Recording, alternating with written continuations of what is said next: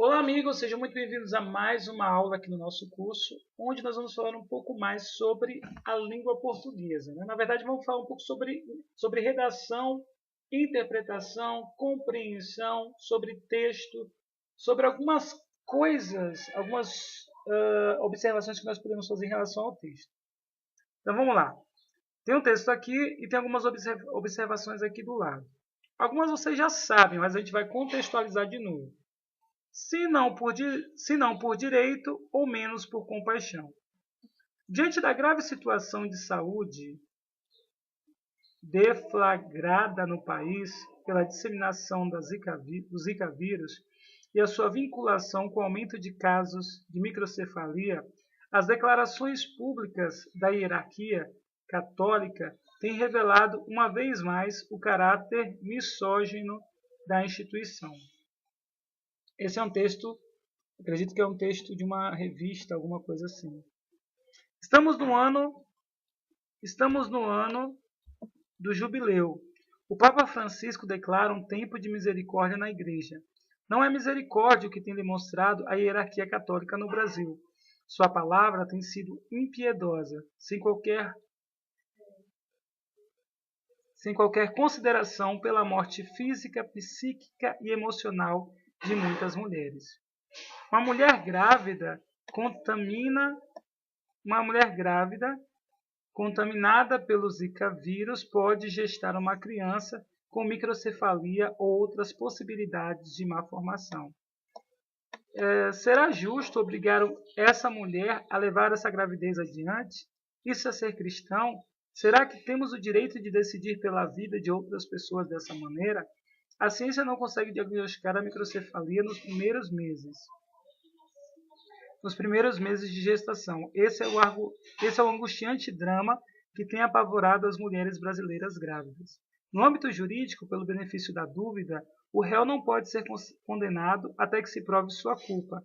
Também no campo teológico, o chamado probabilismo, parte da mais antiga tradição doutrinária do acervo cristão, afirma que onde há dúvida deve haver liberdade. Frente a uma decisão ética difícil, é correto que cada pessoa recorra à própria consciência para tomar sua decisão. Esse é o respeito à liberdade. A condenação ao aborto na Igreja Católica não é uma questão de dogma, mas sim de disciplina moral. Como pode a Igreja não compreender que o aborto, por seus aspectos morais, éticos e religiosos, deve ser tratado na esfera privada de cada pessoa e nunca como direito para imposições sociais? Como é possível que os bispos não percebam que a proibição do aborto é seletiva e injusta socialmente, porque recai sobre as mulheres pobres e negras que vivem na periferia sem as condições de saúde básica, as mais sujeitas à epidemia do Zika vírus? Se é impossível a Igreja reconhecer que é direito das mulheres o controle sobre a capacidade de gerar novos seres humanos, seja ao menos capaz de compaixão, virtude tão cara ao cristianismo. Reunidos em recente discussão sobre o grave problema que assola o Brasil, outros líderes religiosos demonstraram respeito às mulheres e compreensão por seu sofrimento. Se não chegam a apoiar a ampliação da legislação relativa ao aborto, propõem o debate com a sociedade e têm a humildade de declarar a questão em aborto ser ouvidas pelas igrejas, como disse o presidente da Aliança. Onde estamos aqui?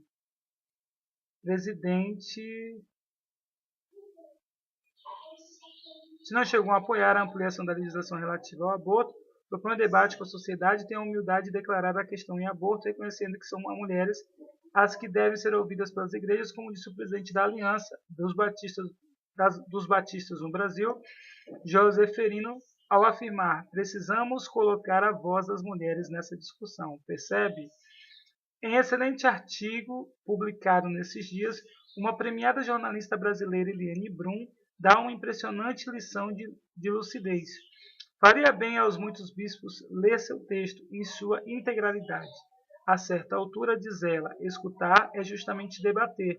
Aqueles que não querem debater aborto no Brasil precisam assumir que não se importam com a prisão e a morte de mulheres jovens e pobres, a maioria delas negras, já que estes são os frutos. Precisam assumir também que não se importam que o acesso ao aborto reproduz a desigualdade racial e social do Brasil ao tornar-se acessível e seguro para quem pode pagar e criminalizado e mortífero para quem não pode. Quem se importa debate os fatos e escuta a posição do outro, mesmo que seja muito diferente da sua. Viver é mover-se. Seu convite é para que nos coloquemos na pele dos outros, das outras nesse caso. Serão os bispos capazes disso? Será a Igreja Católica capaz de assumir verdadeiramente a sua missão evangelizadora, que impõe ser o próprio espelho do seu anúncio? Então, o que acontece, né? Esse texto, deixa eu ver de onde saiu esse texto, porque a revista que eu trouxe, esse texto é de uma revista importante, mas o texto exemplificativo é de Maria José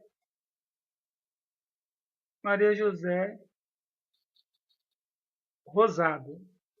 Aí o que acontece, né?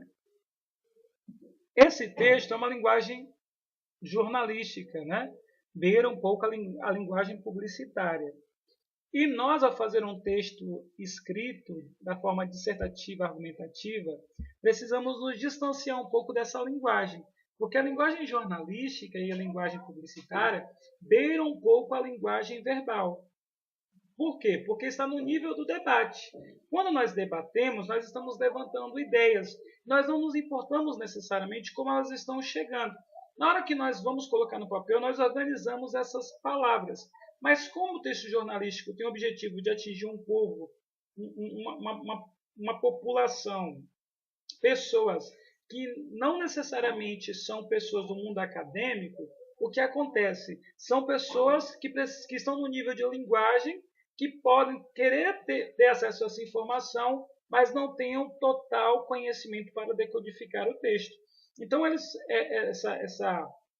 essa mulher, né, a autora, ela escreve de maneira a deixar uma discussão, né, um texto meio que dissertativo, mas não necessariamente dissertativo argumentativo, mas que usa de uma pessoalidade. Ela faz perguntas, ela coloca sua opinião, sua visão de mundo de uma forma muito particular, sendo porta-voz de algumas mulheres necessariamente. No texto do Enem, nós somos porta-vozes de um pensamento em coletivo, não de uma minoria necessariamente. E quando nós vamos falar de uma minoria, devemos tirar esse tom de pessoalidade. Então, nosso texto precisa ser impessoal. Aqui, há algumas sinalizações de algumas coisas que são importantes. Por exemplo, diante da, que está marcado aqui, é uma locução prepositiva. É o conjunto de duas ou mais palavras que tem o valor de uma preposição. Estabelece relação opositiva e encaminha o texto para as posturas distintas tomadas pelo Papa e pela hierarquia católica. Então, quando você observa o que vai vir após, de diante da, vem dar para a gente essa informação, é um conectivo, na verdade, é um conectivo, uma locução prepositiva. Né? Então, a junção de duas ou mais palavras, que tem o valor de preposição. Aí ele vem antes de um contexto, ou de um texto, de uma informação, para estabelecer relação opositiva. Então, é um conectivo de oposição, é uma locução prepositiva. Então, diante da grave situação, então aqui está explicando a problemática, né? Se fosse um texto dissertativo, eu poderia usar diante da grande problemática, diante da situação de saúde deflagrada no país pela disseminação do Zika vírus. Essa introdução está muito dentro da dissertativa do Enem, né? Então, é muito bom quando o texto vem mostrando uma construção onde a gente consegue perceber isso aqui. Por que é importante algumas locuções prepositivas ou alguns conectivos de junção? Né? No caso, esse conectivo, ele é um conectivo importante, só que ele é de contraposição, ele é de oposição, não de contraposição, de oposição. Então, vem se opor a um pensamento. Então, saber usar esse conectivo, por exemplo, eu preciso usar um conectivo para dar uma ideia de oposição. Qual que eu vou utilizar? Eu estou dando uma ideia oposta a um pensamento. Então, se eu estou colocando essa ideia de oposição, qual é o melhor conectivo que eu posso usar? Ela usou esse, diante da. Aqui eu posso sinalizar o artigo. Vê, estamos no ano do jubileu. O Papa Francisco declara um tempo de misericórdia na Igreja. Os artigos definidos o, a, os, a são utilizados para designar seres e objetos específicos. Já os artigos indefinidos, uma, uns, umas, são empregados para indicar elementos genéricos. Repare que não é clara a identificação em um tempo. Por outro lado, a clareza de identificação em o ano do jubileu e o Papa. Então, essas informações aqui dão para a gente uma gama de informações que há dentro de um texto. O texto ele também tem essa questão gramatical. Serve para a gente estudar tanto para a redação, tanto para as outras questões de Enem que vão lidar com códigos. Ou seja, dentro do código, né, que nós usamos as letras para formar as palavras, existem os artigos. Os artigos, eles podem ser definidos ou indefinidos. Os definidos são o, a, os, as, e os indefinidos uma, uns, umas. Os definidos, eles definem necessariamente o sujeito. Os indefinidos, eles geram essa ideia de indefinição. Certo é que os artigos definidos, eles designam seres e objetos específicos. Então, se o sujeito, geralmente o sujeito. Então, se o sujeito for um objeto, vai designar o objeto. Se for um ser, vai designar esse ser. Compreendem? Né? Vai depender. Geralmente um sujeito, mas existem outros, um substantivo, mas existem outros pontos importantes.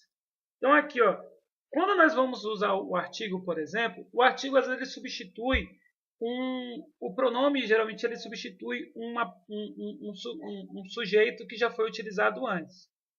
Algo que veio anteriormente. O o também dá essa ideia para a gente. Quando o o, né, nós utilizamos o o, por exemplo. Estamos no ano do jubileu.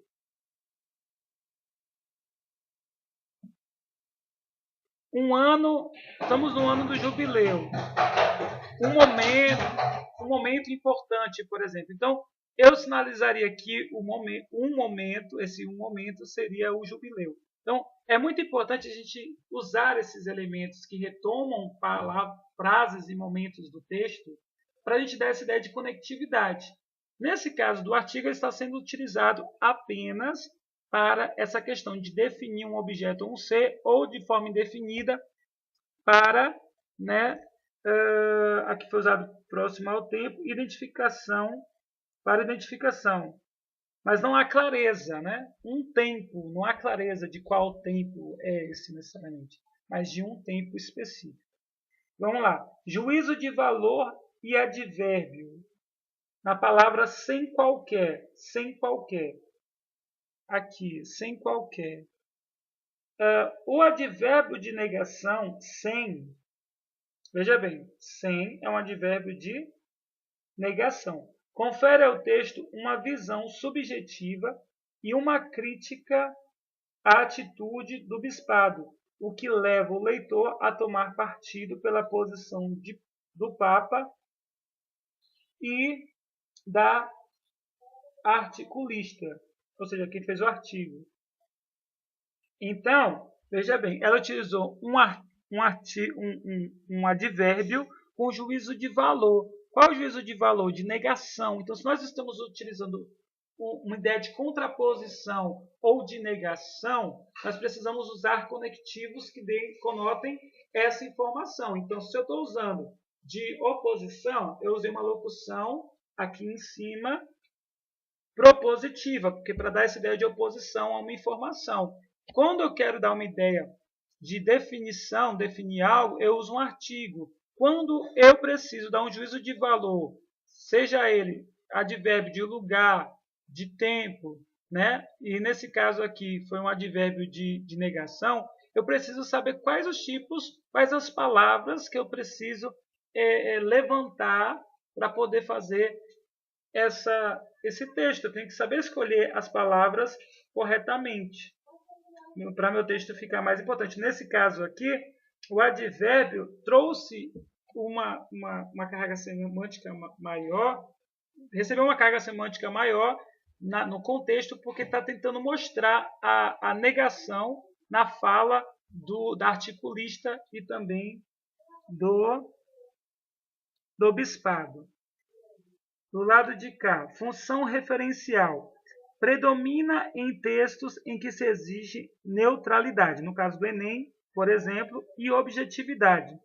Nessa passagem, a informação sem juízo de valor sobre as consequências de uma gravidez em que a mãe esteja contaminada pelo Zika vírus. Já que ela estava falando de algo, de opiniões, vamos ver como é que ela coloca essa informação de forma neutra, de forma objetiva. Uma mulher grávida contaminada pelo Zika vírus pode gestar uma criança com microcefalia ou outras possibilidades de malformação. Vê, ela colocou de forma neutra essa informação. Ela não colocou assim, é absurdo, pois uma mulher com microcefalia, ao gerar uma criança, pode... Né? Ela colocou uma informação e ela não colocou dentro da sua subjetividade, ela trouxe de forma objetiva. Ela trouxe uma informação se desligando de qualquer sujeito necessariamente. Ela colocou uma informação que serve para qualquer pessoa, atinge qualquer tipo de público, sem entrar na sua subjetividade. Eu gostei dessa forma, e é isso, função referencial. Ela referenciou, quando ela tenta referenciar aqui, ela está trazendo ideias de fora do texto. Ou seja, ela está falando de uma opinião, da ideia do Papa em relação ao aborto, mas um texto referencial que importa muito é saber essa informação da microcefalia. Então, aborto na situação de microcefalia. O que é microcefalia? Ou o que acontece às mulheres que geram e a criança está nessa situação de ter microcefalia? O que acontece? Aí acontece determinadas coisas que ela vai falar. Então, para ela trazer essa informação, ela trouxe de forma objetiva e neutra. E é assim que deve ser colocado no nosso Enem. Pergunta retórica e função moral. As perguntas induzem o interlocutor, o leitor, a dar a resposta esperada pelo emissor. Pretende-se fazê-lo advertir o que foi proposto. No caso desta redação jornalística, o uso de perguntas é muito comum. No caso da redação do Enem, quando nós fazemos uma pergunta, nós não devemos deixar a nossa redação sem a resposta. Como ela fez mais de uma pergunta, ela não teria como responder cada uma dessas perguntas. Então, no Enem, quando nós vamos fazer uma pergunta, se é que vamos fazer, se é que temos essa margem de tempo para poder fazer perguntas para o interlocutor, o que acontece? Se fazemos uma pergunta, devemos dar uma resposta. Ok? Não pode deixar margem para a dúvida.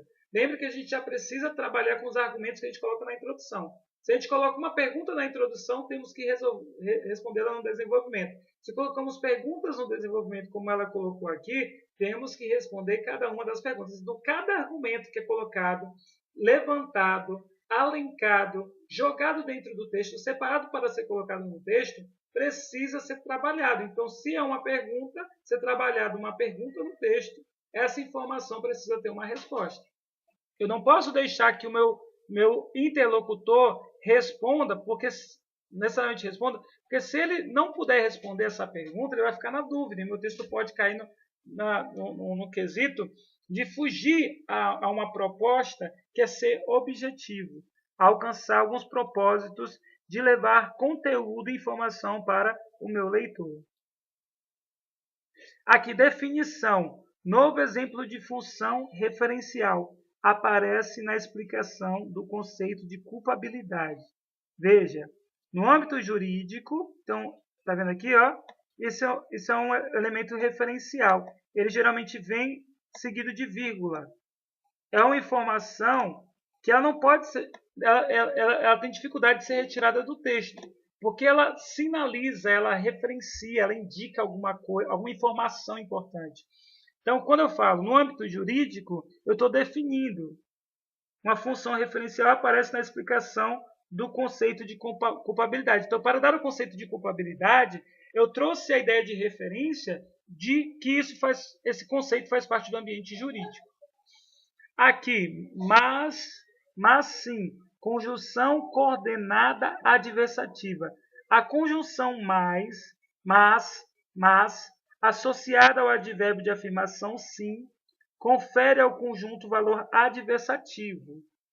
Se o mas estivesse associado a também, a ideia seria de adição. Então, tomem cuidado.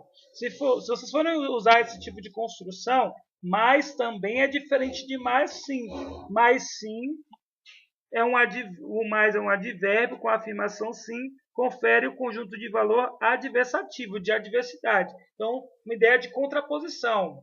Mais sim, vamos acrescentar no texto seguidamente uma informação de contraposição. Se colocamos mais também, uma ideia de adição. Função apelativa. Há um apelo a um valor compaixão que a igreja não pode negar conforme suas próprias determinações. Essa exigência de posicionamento é típica da função apelativa. Aqui, ó, como é possível? Tome muito cuidado, porque o Enem não nos permite entrar no campo da subjetividade. Quando nós vamos fazer apelações no texto, nós devemos tomar muito cuidado. Se não conseguimos fazer de forma muito objetiva, nós podemos cair na subjetividade, como é o caso aqui. Parece que ela está dando a opinião dela através de uma pergunta. Como é possível o bispo não perceber que a proibição do aborto é seletiva e injusta socialmente, porque recai sobre as mulheres pobres e negras que vivem na periferia? Ela poderia ter colocado assim: negar o direito das mulheres, não legalizar o aborto faz com que as mulheres não tenham um direito, ou seja, que seja negado às mulheres um direito. Dessa forma, evitando fazer o apelo. Funções emotivas e apelativas. Olha lá, ó. Na função emotiva, o uso da primeira pessoa do plural, precisamos, tem a intuição de estabelecer uma relação de cumplicidade. Então, tomem cuidado. Cumplicidade com o leitor. Tomem cuidado, porque o verbo ele precisa estar conjugado da forma correta. Se vocês, ao escreverem, não perceberem que vocês conjugaram o verbo na primeira pessoa, tomem muito cuidado, porque escrever na primeira pessoa, para alguém que vai fazer a redação do Enem, que não dá muita margem para a gente escrever em primeira pessoa, é complicado. Primeira pessoa do singular é complicado. Geralmente devemos escrever na terceira pessoa. Então tome cuidado quando você vai fazer essa primeira pessoa, porque alguns textos não admitem a primeira pessoa, e o texto do Enem ele precisa ter uma objetividade. Então, escrever na primeira pessoa é para alunos que têm um domínio de escrever na primeira pessoa sem deixar o texto muito subjetivo. Como ela colocou palavras de emoção, então veja o que aconteceu aqui. Ó. Ela colocou precisamos, ou seja, ela se incluiu dentro de um grupo. Quando nós vamos falar, por exemplo, o aborto, mulheres, nós estamos sinalizando que determinadas mulheres precisam cometer um dispositivo que é o aborto. Ou seja, uma ação que está protegida por lei, mas em alguns casos são liberados o aborto. Agora, tomem cuidado, porque nós não podemos colocar na redação a nossa impressão. Então, por exemplo, quando eu vou falar de um assunto no Enem, eu estou levantando dados, eu estou levantando informações que não são minhas. Se eu me coloco dentro dessa informação, por exemplo, precisamos, quem precisa? Nós quem? Mulheres. De quê? De leis. Para quê? Para o aborto de nós, mulheres. A redação está ficando muito mais para a subjetividade. Parece que eu estou implorando que haja esse direito porque eu estou necessitado, e não porque existem uma multidão de pessoas que também se preocupam com uma problemática que é de todos. Então, se é de todos, tiramos o nós, o eu, e deixemos mais um nós mais científico, ou seja, o pensamento o pensamento que está sendo em torno de um debate, né? As visões que existem dentro de um debate, o conhecimento científico, as opiniões científicas, as opiniões críticas que concordam com a problemática, quais são elas? Então, dentro dessa daqui, ela trouxe essa ideia, ela trouxe uma opinião que concorda com a causa, com o problema, mas ela colocou precisamos. Então, ela trouxe a ideia de aborto, de mulheres, de necessidade para si. Isso deu a ideia para o leitor que ela queria uma cumplicidade. Isso para um texto jornalístico é bom, mas para um texto do Enem, aí já dá para o aluno ser um tanto despontuado. Função emotiva e apelativa, função fática. No final de sua fala, a pessoa citada, Joel Zilerino, emprega um termo, percebe, que visa manter o canal de comunicação aberto para prolongar a conversa. Então, como a ideia do texto é fazer uma comunicação com o interlocutor, aqui ele se aproximou muito desse leitor e ele utilizou essa palavra, né, percebe, essa função fática na palavra percebe. Então tome muito cuidado, porque embora o Enem exista essa função que os textos do Enem, norteadores das questões, usam muito textos assim, para uma redação é bom nós nos afastarmos. Então, se estivéssemos estudando, por exemplo, um texto do Enem, observássemos lá, por exemplo, né? Estamos estudando o texto do Enem, aí está lá, diante da, nós deveríamos dizer ou que é um conectivo, ou no caso que é uma locução prepositiva. Se perguntasse, o diante de é uma locução prepositiva? Sim, porque é a junção de duas ou mais palavras. No caso, o é um artigo definido ou indefinido? Ou é um artigo definido. E o é um artigo indefinido? Sim, por quê? Porque ele não dá uma ideia de identificação. Né? Não dá uma ideia de identificação, assim como o deu a ideia de identificação em relação a papo. Então, ele é definido por isso, o indefinido, por exemplo, o artigo indefinido, vamos imaginar que uma alternativa esteja assim, o artigo indefinido 1 dá a ideia não nos traz a ideia de identificação, portanto, faz jus a ideia de que seja um artigo indefinido. Então, isso aqui é verdadeiro, então eu poderia sinalizar a alternativa como correta. Mas tome muito cuidado, porque se cai assim, ó, o é um artigo indefinido, porque não determina quem é o ser ou quem é o objeto. Falso, porque determina assim, determina o papo. Então, no Enem, você precisa olhar o texto e saber o que há dentro desse texto. Qual a carga,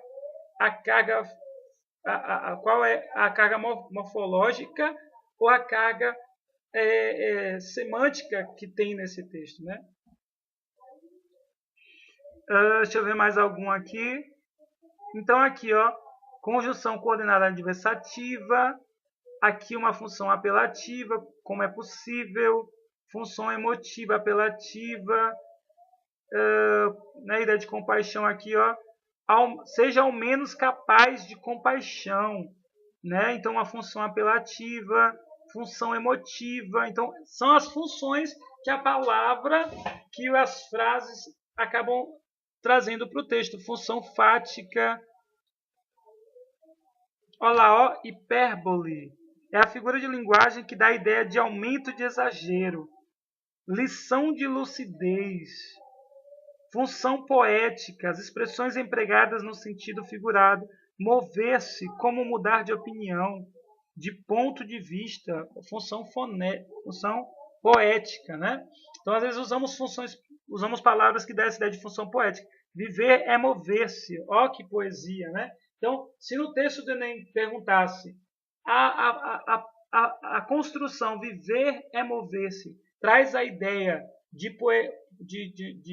poesia e, portanto, dá a ideia de uma função fonética, função poética, correto.